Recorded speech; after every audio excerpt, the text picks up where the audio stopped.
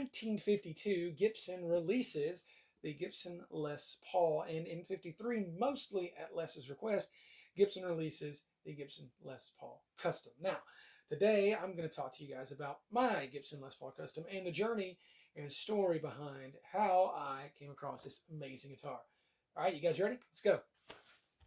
So that guitar, the Gibson Les Paul Custom, this one right here, hopefully you can see it on the camera.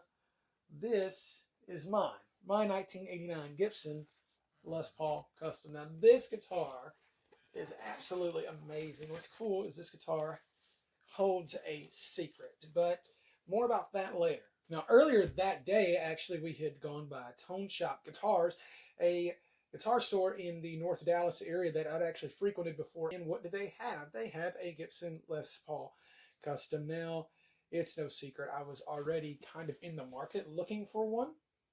And so to go and find one there was really cool, especially just the whole trip, the idea of we're going to Dallas, we're going to see Eric and Eric play. I couldn't leave without this guitar. It just wasn't going to happen. When they handed me this guitar, it was perfect. Everything was right. And actually, it checked a few boxes for me. One was it was a birth year guitar, a 1989 Gibson Les Paul Custom. Two, it was a Les Paul Custom. Three, it was just very checked out and it had been played in the back of the neck. It was fantastic. So there's no way that I couldn't have that guitar. Well, they wanted $4,000 for it. That's no secret. And so we put down $2,000. We left and we went to the show that night, and seeing Eric Clapton was absolutely amazing. If I can find some pictures, I will throw them up. So finally, we get home, and a couple weeks later, I get paid again, and I pick up the guitar. Me and a friend at the time, we took off, and we went to Dallas, and we picked the guitar up, turn and burn. It was 10 hours of driving there and back, 5 hours each away from where I live. Totally worth it. And so I've had that guitar now since, the fall of 2021. And this guitar actually contains a little bit of a secret. Now, when I was at the checkout counter with the guitar, they told me, hey, by the way, someone had signed this guitar, but we don't know who it was. We can't remember. It had been washed off, had been wiped off when it was taken in on trade. And so they couldn't think of who it was, and really it didn't matter because I couldn't see it. So anyway, out the door I go.